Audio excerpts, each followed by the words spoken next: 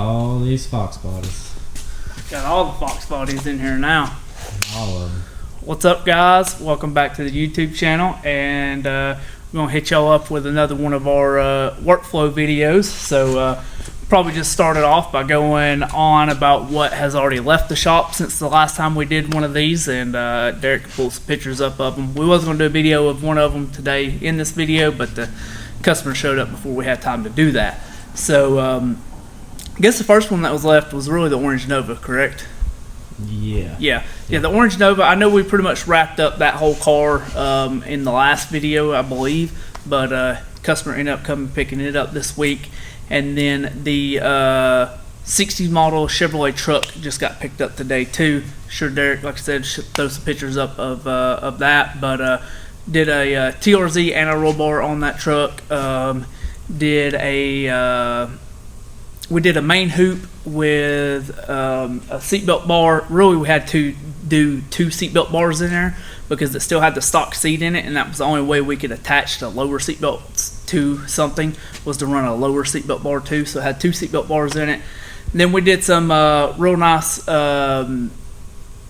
door bars for the truck, made them to where it was super easy for the customer to get in and out of. He is an older gentleman, so try to make those as easy as we could to get in and out of. But on a truck or something like that that's got full frame rail, you either got to attach the cage to the frame rail itself or run outriggers. So this one's a little bit harder because the frame on that truck was so far in. We ended up having to run a 20-inch outrigger. They ended up being about 16.5. 16.5. So we had to run a 16.5-inch outrigger from the frame to the outside of the body and stuff. So it wasn't really the hardest thing, hard in a sense. It was just very time consuming with that one, because he also too, because it was a very nice truck, everywhere that we ran bars through the cab, we actually, Derek made real nice templates and sheet metal that went back around and encapsulated those holes, and then we went in and TIG welded them up that way that once it gets it all painted and stuff, before it all just looks factory and stuff in there. But super happy with the way that thing turned out. Whenever you had the door shut and stuff in it, you can't even tell that it's got a cage in it. So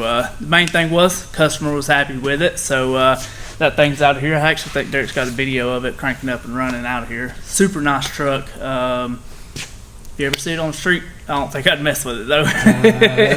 Definitely not. Old man gonna get you if he catches you on the street. But I guess from there we'll move into some of our new projects that we have. Well, actually we'll go over this one real quick.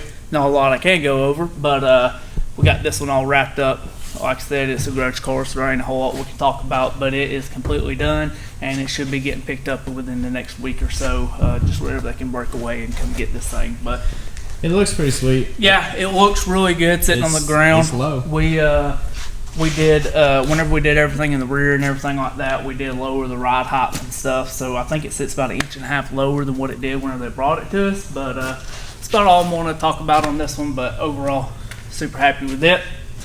I said it looks really good sitting on the ground. So be excited to see this one out at a track here real soon. But now we'll move on to some of our new projects. You want to start with new school or old school? Let's give them a little variety. Let's start with the new school. Alrighty, so as you see in the background, we got something a lot different than what we usually mess with. So this is a diversity build. Yeah, this is one of our DEI builds that we got in here. But as you can see, it's a little RX-8 that we are doing. I was honestly super confused whenever he first brought us the car and I opened up the hood, because I looked in here and I was like, where the freak is the motor at in this thing? But as you can see, this tiny little thing right here is the motor. So it's a RX-8 with I believe it's a RX-7 rotary motor in it, correct? Right. Well, so it's a 2-cylinder rotary motor that's in here. So pretty excited about it. Super clean. The guy that owns the car is the engineer, so he's super particular about everything, and everything on this is super nice. Honestly, a lot of places don't like this, but I do. This man brought us a list with, a very organized list with diagrams. About 19 pages. Yeah, of everything that he wanted done to the car and exactly how he wanted it done. Honestly, like I said, a lot of shops don't like this. I love this. It makes my job twice as easy. So, but this week like I said, we got it in this week. We went ahead, we got the radiator mounted, we got the end tanks on the intercooler, and we got the intercooler mounted too. So we got a crossbar in here, and obviously the intercooler is mounted on the top, the radiator is mounted on the bottom, and it is in a V shape. That way all the air that's coming in through the front bumper will be pushed into the radiator and into the intercooler. So it should be super efficient, but we've honestly made a good bit of headway on this thing, and this ain't a super big build for us or nothing. We're just finishing up a lot of small stuff. Like you said, it's about 20 pages of just small stuff that we're finishing up. Obviously, we got to do all the cold side piping from the turbo to the intercooler, then the intercooler to the intake. What about those 3D printed ends there? Oh yeah, this is also something. So like I said, the dude that owns this is the engineer, and somebody did some end tanks for this thing, and he didn't like them, so he drew some up in CAD and sent the CAD files over to somebody that has a 3D printer that does aluminum 3D printing. So this is actually a aluminum 3D printed intake, and they honestly, I was surprised at how well they turned out. Obviously, they look very dull and stuff right now, but you could sand them and polish them, and it would look like a very shiny piece of aluminum. But he's going to have it powder coated anyways, so I think it's going to turn out really good. Should work really good and be super efficient. So, like I said, there's just a bunch of small stuff that we're doing to this thing, and but this project should take shape fairly quickly. So, anything to add to this one, Derek? No. Alrighty. So, On to the next. On to the next. Everyone knows the white Mustang. We've been waiting on some parts for it. We had a bunch just show up today, so we should slowly start working back on this thing. But I had told the customer we will take a little bit of a break on it to try to get some of these small jobs knocked out, like I've told you all in these previous videos. But on to the next is one of those smaller jobs. We call it a small job, smaller jobs. But this is actually a super nice car. I like this thing a lot. Like this a lot. Obviously it's patinaed, looks rusty and dingy and stuff, but this is a super clean car. Don't let the outside fool you. Don't get caught on the street with this car either. Yeah, don't get caught on the street with this car either, because you're gonna get your feelings hurt. Also, this one's probably gonna hurt your feelings worse than that truck will. But it's a super nice car. Kind of what we're doing to it. We're gonna put a 10-point roll page in it. Gonna get that done, and then we're doing a bunch of sheet metal work in the rear of this car, just to make it easier for how he's wanting to mount some of the stuff. That way he can flush mount a fuel cell and stuff in there. But he drove this car in here to us. As you can see, we got a bunch of stuff out in the back, but I started tearing out everything in the back of the car. That way we could start cutting out all the sheet metal and everything. But this is going to be one of them cars that slowly escalates over the years, so we're planning ahead, and that's kind of partially why we're cutting out some of the stuff in the rear. But planning ahead, that way once he decides to go full tilt with this thing, he's able to. But for now, very nice 10-point cage that we're going to do. He is a little bit of a bigger fellow, just tall. He's just a very tall gentleman, so this cage is going to be a little bit harder than usual, just because of how obviously we try to make all of our cages as high as tight as possible. But as you can see, this daggone seat is back here in the back, so this is what's going to get a little bit interesting on this car. Just a little bit harder. Our seatbelt bar and stuff, it's going to have to be bent pretty hard and ran around the back side of those seats. But that's all we're doing to this one, isn't it? Yeah, a few other odd and end small things. Yeah, just little small things. That's the big stuff. And then on to our last project that just showed up today.